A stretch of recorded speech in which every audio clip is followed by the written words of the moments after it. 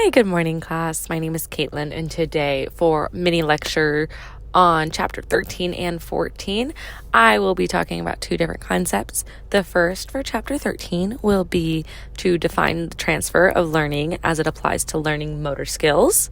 And for chapter 14, I will be defining and explaining what verbal cues are and how they're helpful in the learning motor skills situation.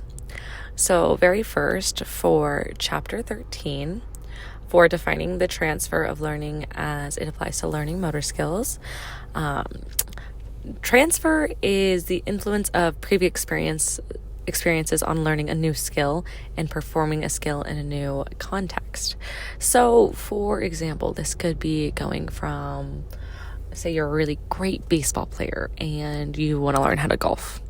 You kind of naturally have a specific swing that is transferring over into golf. Like, you know how to make contact with a ball, you know how to swing a club. Granted, the swing is different, but you can still see some form of transfer happening to complete the motor skill.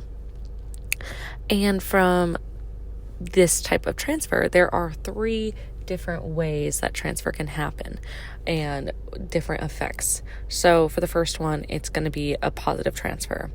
The second one is negative transfer, and the third is a neutral transfer. So for the first one, a positive transfer obviously would be something that positively impacts the learning of a new skill. So for like the baseball swing, it's a positive transition. You're being able to get something out of something you already know how to do.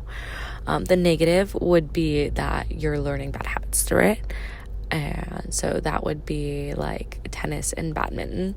The swings are different and you have to learn how to hit differently in those two sports. And for the third one, neutral, it would be that there's not really much transfer, zero. You don't have a good influence or bad influence on it.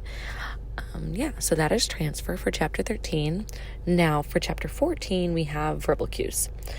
Verbal cues are short, concise phrases to direct performers' attention to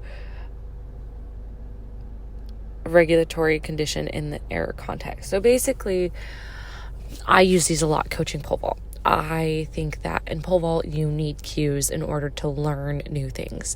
Pole vault is about being comfortable in the sport, and in order to grow, you need to do uncomfortable things in pole vault. So for a lot of this, it's trying things you've never done before, and your brain wants to revert back to what it knows and what feels safe to you. And so for pole vault, I give my pole vaulters different cues. Like if we're trying to work on their takeoff and their plant, I will tell them hands up, and trying to get their hands out early in order for their vault to come together nicely and for them to hit the proper positions they need to be hitting. So that is what a cue would be like. They can either be a word or short phrases. When I vaulted, my word was always aggressive, be aggressive. But other people will use short phrases like get your hands up or swing fast. So yeah, those are the difference between verbal cues. Yeah.